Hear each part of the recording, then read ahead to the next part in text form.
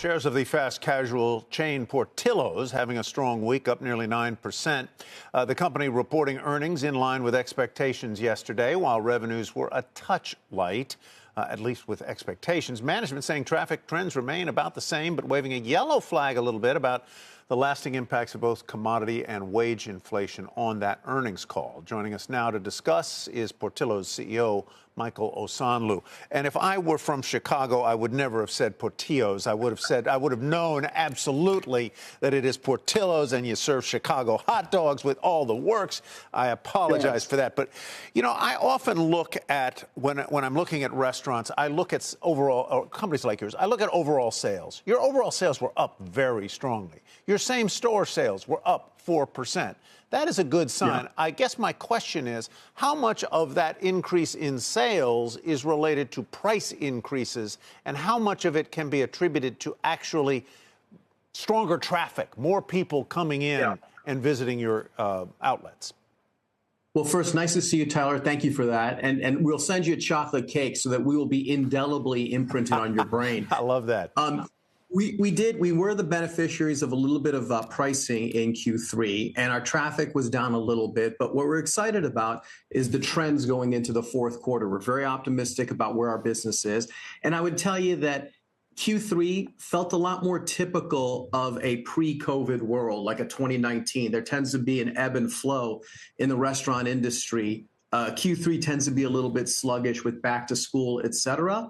So I feel really good about where our business is right now. I feel good about the underlying performance of our business.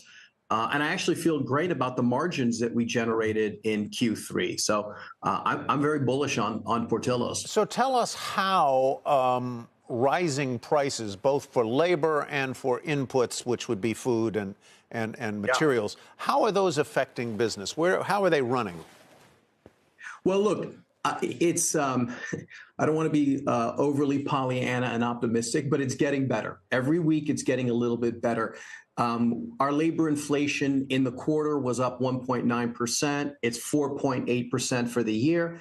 But that's on the back of almost 30% increases in labor wage rates over the prior 2 years. So that's definitely mitigating. Commodities have started to taper off, and we're still guiding towards mid-single digits for the year. But the third quarter was better than the second, which was better than the first. So the trends are all in the right direction for us when it comes to those cost pressures. How do you manage over the past several years when you just mentioned the really high wage inflation that you had there for the past couple of years? How do you keep your margins up in the face of that?